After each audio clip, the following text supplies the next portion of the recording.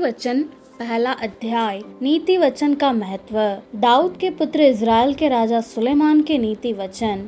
इनके द्वारा पढ़ने वाले बुद्धि और शिक्षा प्राप्त करे और समझ की बातें समझे और काम करने में प्रवीणता और धर्म, न्याय और निष्पक्षता की शिक्षा पाए, कि भोलों को चतुराई और जवान को ज्ञान और विवेक मिले, कि बुद्धिमान सुनकर अपनी विद्या बढ़ाए और समझदार बुद्धि का उपदेश पाए, जिससे वे नीति वचन और दृष्टांत को और बुद्धिमानों के वचन और उनके रहस्यों को समझे।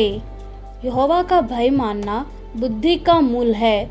बुद्धि और शिक्षा को मूढ़हीन लोग तुच्छ जानते हैं।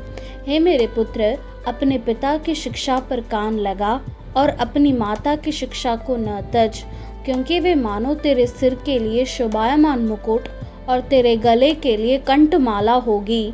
हे मेरे पुत्र, यदि पापी लोग तुझे फुसलाए तो उनकी बात न मानना। यदि वे कहे हमारे संग चल के हम हत्या करने के लिए घात लगाए, हम निर्दोषों की ताक में रहे, हम अधोलोक के समान उनको जीवता, कब्र में पड़े हुओं के समान समूचा निगल जाए। हमको सब प्रकार के अनमोल पदार्थ मिलेंगे, हम अपने घरों को लूट से भर लेंगे। तू हमारा साजी हो जा, हम सबों का एक ही बटुआ हो। तो हे मेरे पुत्र, तू उनके संग मार्ग में न चलना, वरन उनकी डगर में पाँव भी न रखना, क्योंकि वे बुराई ही करने को दौड़ते हैं और हत्या करने को फुर्ती करते हैं। क्योंकि पक्षी के देखते हुए जाल फैलाना व्यर्थ होता है, और ये लोग तो अपनी ही हत्या करने के लिए घात लगाते हैं और अपने ही प्राणों की घात में रहते हैं।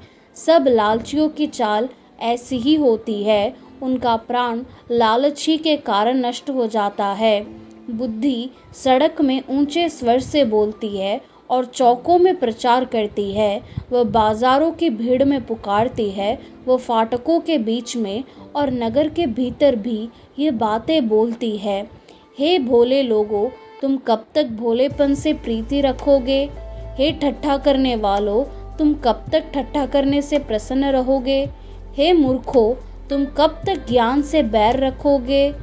तुम मेरी डांट सुनकर मन फिराओ। सुनो, मैं अपनी आत्मा तुम्हारे लिए उंडेल दूंगी।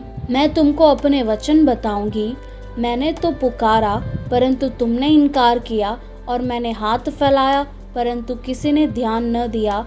परंतु तुमने मेरी सारी सम्मति को अनसुनी किया और मेरी ताड़ना का मूल्य न जाना।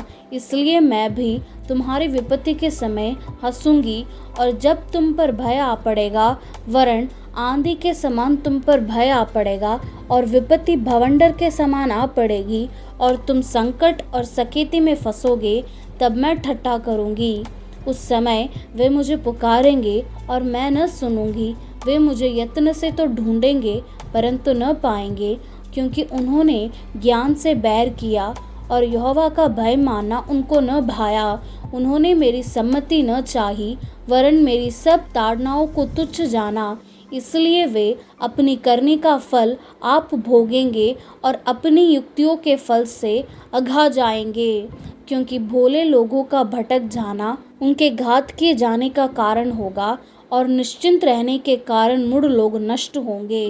परंतु जो मेरी सुनेगा वह निडर बसा रहेगा और बेखटके सुख से रहेगा।